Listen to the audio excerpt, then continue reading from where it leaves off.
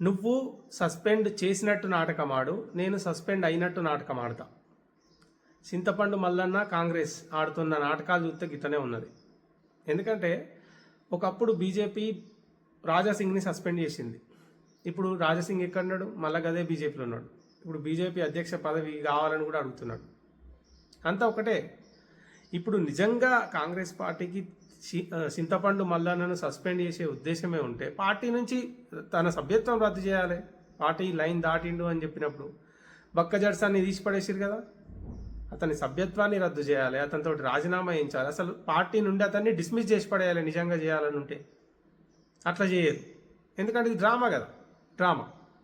ఇప్పుడు చింతపండు మల్లన్న సైడ్ నుంచి కూడా ఆలోచన చేస్తే కాంగ్రెస్ పార్టీ నన్ను సస్పెండ్ చేసిందని చెప్పి ఏదో సానుభూతిని క్రియేట్ చేసుకునే ప్రయత్నం అయితే చేస్తున్నాడు. కానీ నిజంగా ఇప్పుడు నిన్ను కాంగ్రెస్ పార్టీ సస్పెండ్ చేసింది, బీసీల గురించి మాట్లాడినందుకు సస్పెండ్ చేసింది అని అనుకుందాం.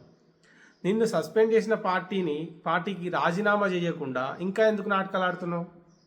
రాజీనామా అయ్యి, నిన్ను పార్టీ సస్పెండ్ చేసింది కదా, సస్పెండ్ చేసినాక కూడా దాన్ని పట్టుకొని ఎందుకు ఊలాడొద్దు కదా. సరే సస్పెండ్ చేసింది, అలాంటప్పుడు నువ్వు గట్టిగా ప్రశ్నించవచ్చు కదా రేవంత్ రెడ్డిని, అతని ప్రభుత్వాన్ని. ముఖ్యమంత్రి గారు గారు అనుకుంటా మెల్లమెల్లగా ప్రశ్నించుడు, సెలెక్టివ్గా ప్రశ్నించుడు, ఇదంతా దొంగ నాటకం. ఇది ప్రజలకు అర్థమవుతూనే ఉంది కదా.